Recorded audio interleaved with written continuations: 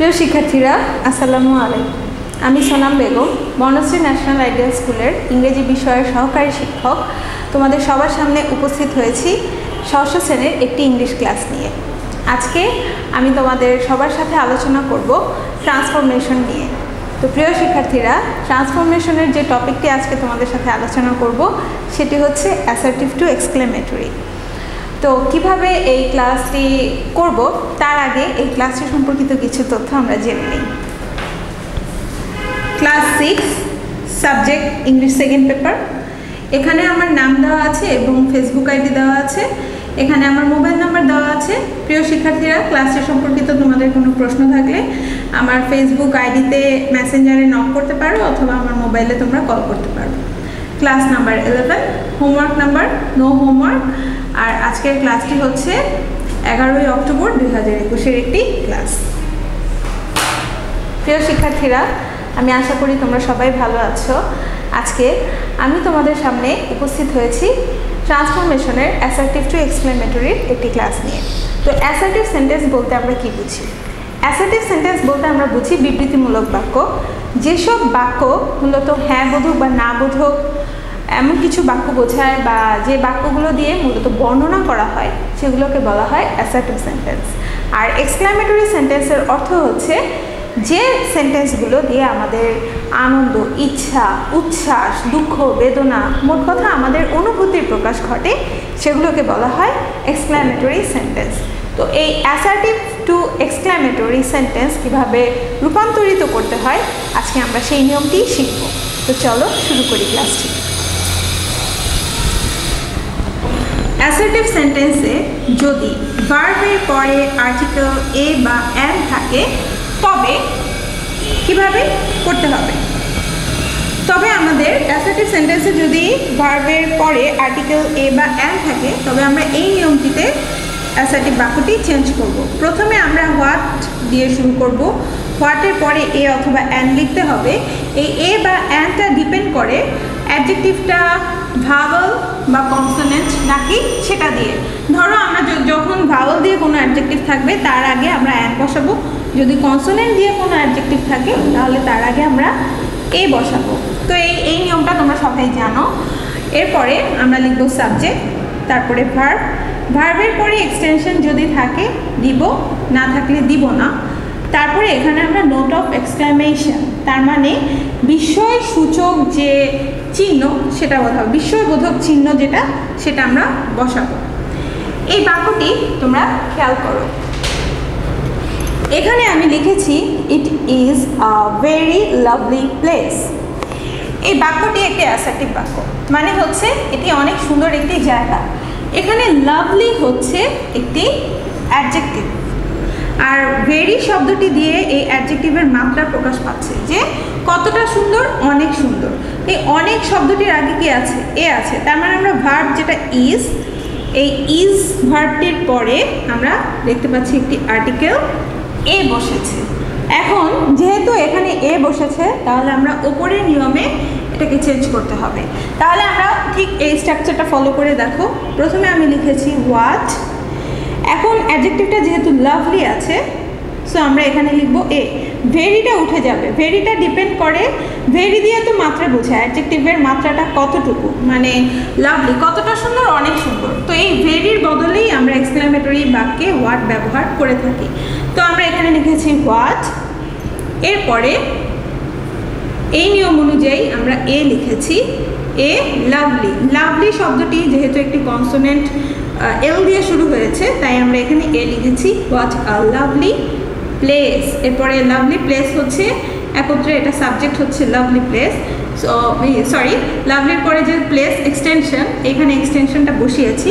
এরপরে সাবজেক্ট হচ্ছে ইট। সো আমরা এখানে সাবজেক্ট ইট বসিয়ে দিয়েছি। এরপরে ভার্ব হচ্ছে এখানে ইজ। সো আমরা এখানে কি লিখেছি? Is. What a lovely place it is. So এখানে লাভলি প্লেসটা মূলত অ্যাডজেক্টিভ প্লাস নাউন, মানে নাউনটা গুণ প্রকাশ করছে লাভলি শব্দটি। সো এই লাভলি শব্দটির আগে আমি এ বসিয়েছি। What a lovely place it is. এটা কতই না সুন্দর একটি জায়গা।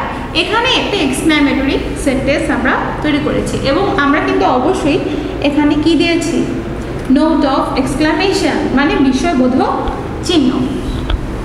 প্রিয় শিক্ষার্থীরা, এর পরের বাক্যটি তোমরা খেয়াল করো।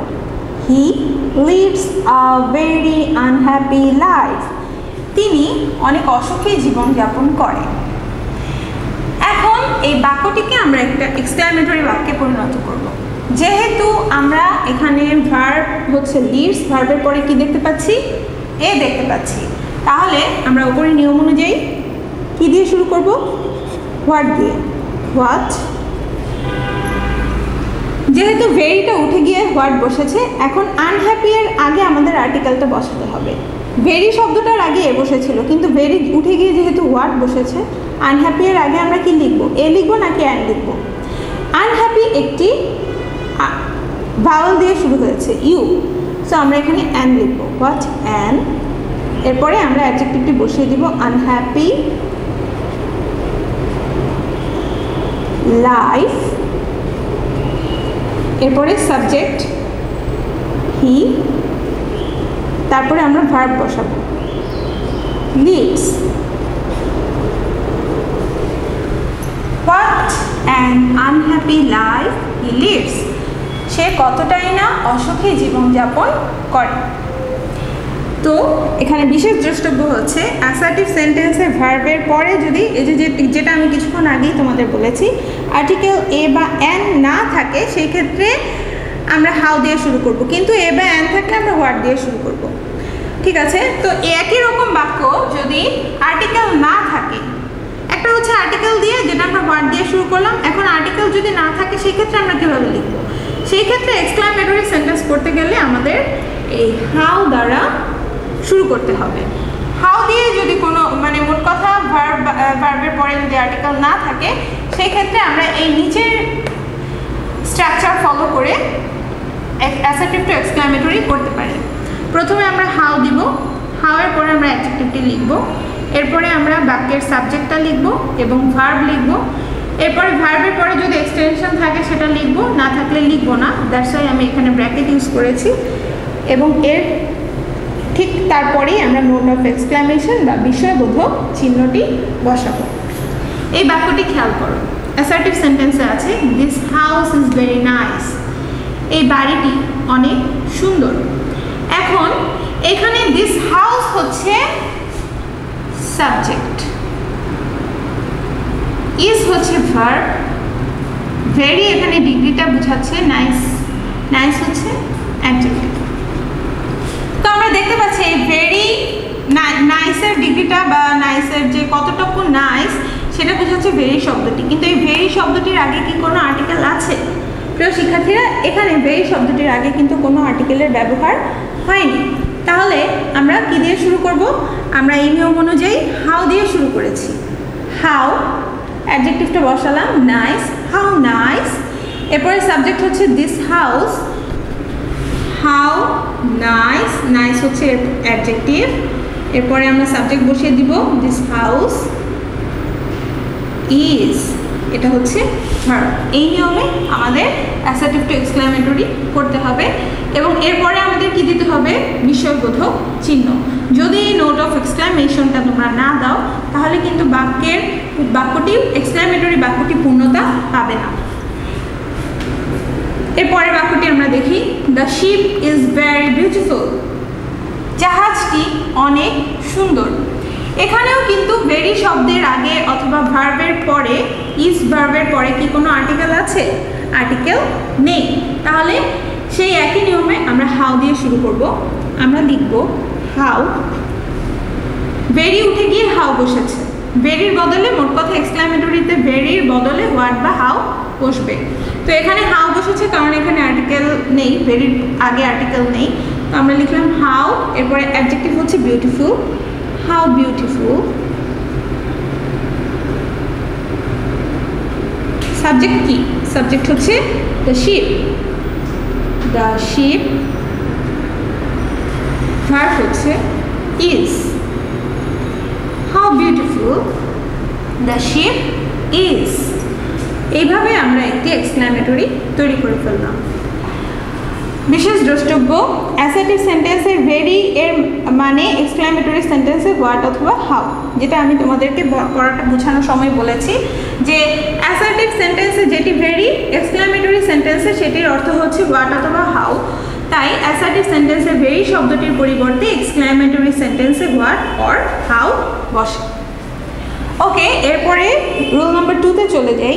অ্যাসার্টিভ সেন্টেন্সে যদি উইশ থাকে তাহলে আমরা কি দিয়ে শুরু করব? অ্যাসার্টিভ সেন্টেন্সে সাবজেক্টের পরে উইশ থাকলে আমরা ইফ অথবা হ্যাড দ্বারা এক্সক্লামেটরি সেন্টেন্স শুরু করতে পারি। তো এটার স্ট্রাকচারটা হচ্ছে সাবজেক্ট এবং উইশের স্থলে মানে উইশের জায়গায় ইফ অথবা হ্যাড আমরা বসাবো, তারপরে আমরা লিখব সাবজেক্ট, তারপরে সাবজেক্টের পরের অংশটি লিখে দেব, এরপরে আমরা লিখব নোট অফ এক্সক্লামেশন অথবা বিস্ময়বোধক চিহ্ন। এখানে দেখতে পাচ্ছি I wish I were a rich man।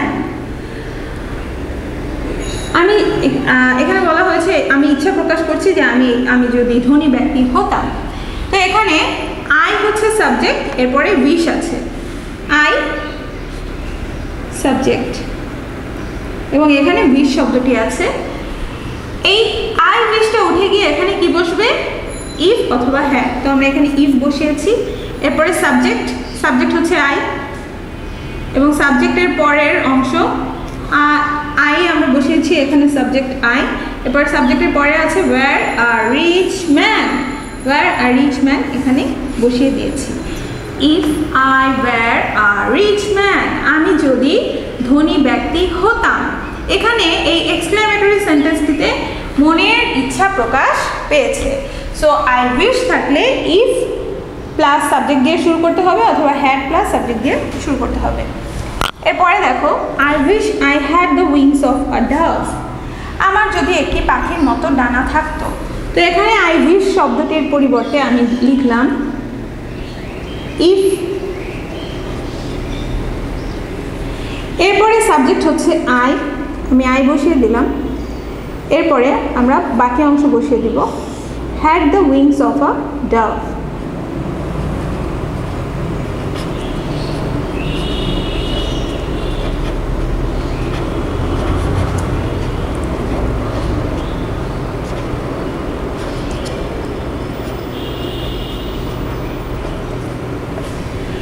If I had the wings of a dove, আমার যদি পাখির মতো ডানা থাকতো। আই উইশের পরিবর্তে ইফ, তারপরে সাবজেক্ট, তারপরে বাকি অংশ বসিয়ে আমরা এক্সক্লামেটরি সেন্টেন্স তৈরি করেছি। এই বাক্যটি আরেকটি নিয়মে লেখা যায়, সেটি হচ্ছে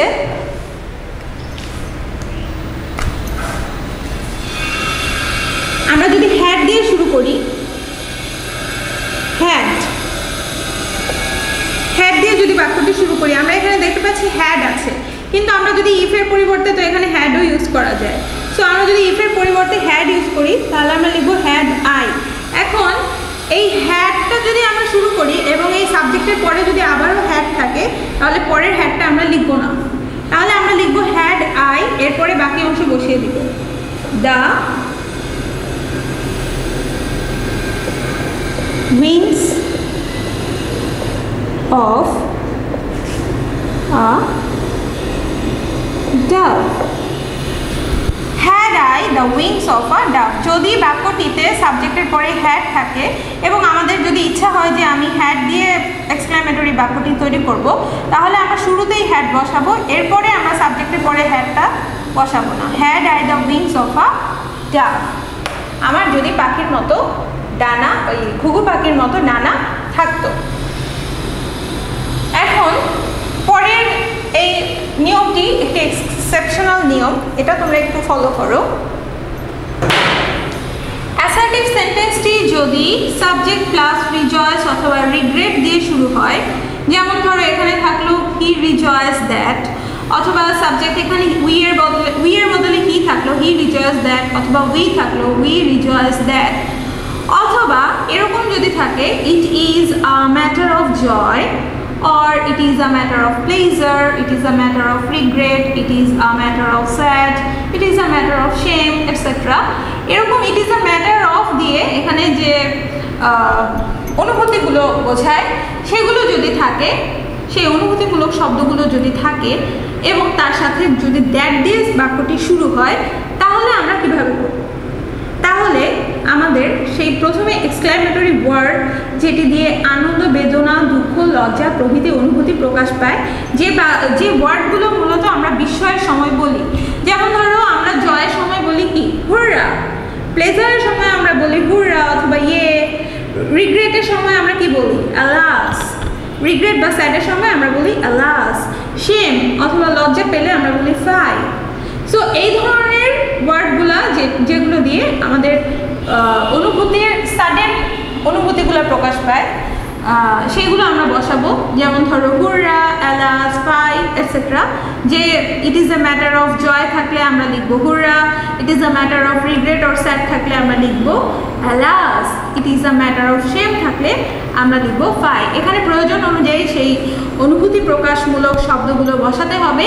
তারপরে নোট অফ এক্সক্লামেশন দিতে হবে, মানে সেই অনুভূতির প্রকাশ পায় এমন ওয়ার্ডটির পরে নোট অফ এক্সক্লামেশন দিয়ে দ্যাটের পরের অংশ বসিয়ে দেব। কিভাবে? দেখো, we rejoices that we have won the game. আমরা খুব খুশি যে আমরা খেলাটি জিতে গেছি। তো এখানে উই রিজয়েস শব্দটি দিয়ে কিসের প্রকাশ ঘটেছে? আনন্দের প্রকাশ ঘটেছে। তো আমরা এই বাক্যটি যখন বিস্ময়সূচক বাক্যে পরিণত করব বা এক্সক্লামেটরি সেন্টেন্স করব, তখন আমরা লিখব হুররা। এটা দিয়ে আমাদের আনন্দের সাডেন ফিলিং বা আনন্দের যে হঠাৎ অনুভূতির প্রকাশ, সেটা প্রকাশ পাচ্ছে হুররা। এরপরে দ্যাট উঠে যাবে। এরপরে আমরা এর পরের অংশগুলো we have won the game এটুকু বসিয়ে দিব। হুররার পরে আমরা একটা এক্সক্লামেটরি মার্ক দেব অথবা নোট অফ এক্সক্লামেশন দিব। হুররা, we have won the game, full stop. এরপরে আরেকটি দেখো, ইট is a matter of regret that he is undone. দুঃখের বিষয় যে সে আনডান মানে হচ্ছে সে ব্যর্থ হয়েছে। তো এই বাক্যটিকে যদি আমরা এক্সক্লামেটরি করি, তাহলে বাক্যটি ইট is a matter of regret, তার মানে দুঃখ প্রকাশ পাচ্ছে। তো দুঃখের হঠাৎ প্রকাশ কিভাবে আমরা করি? আলাস শব্দটি দিয়ে। আলাস, অ্যালাস শব্দটির পরে আমরা একটি কি দিয়েছি? এক্সক্লামেটরি মার্ক দিয়েছি। আলাস, হি ইজ আনডান। হাই, সে হেরে গেছে অথবা সে ব্যর্থ হয়েছে। প্রিয় শিক্ষার্থীরা, তোমরা ক্লাসটি একটু নোট করে নাও।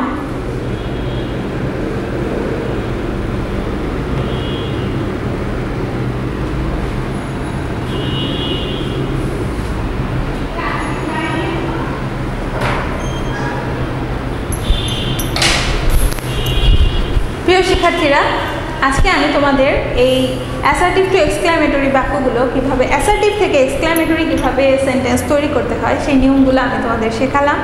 আশা করি এই নিয়মগুলো তোমাদের জন্য অনেক হেল্পফুল হবে। এই নিয়মগুলো বাসায় প্র্যাকটিস করে তোমরা অ্যাসার্টিভ সেন্টেন্স থেকে কীভাবে এক্সক্লামেটরি সেন্টেন্স তৈরি করতে হয় সেটি শিখতে পারো। ক্লাসটি অবশ্যই গুরুত্বের সাথে দেখবে। আজকের ক্লাসের কোনো হোমওয়ার্ক নেই, ক্লাসটি অনলি তোমরা বাসায় প্র্যাকটিস করবে। আজকে এই পর্যন্তই। সবাই ভালো থাকবে, সুস্থ থাকবে। আল্লাহ হাফেজ।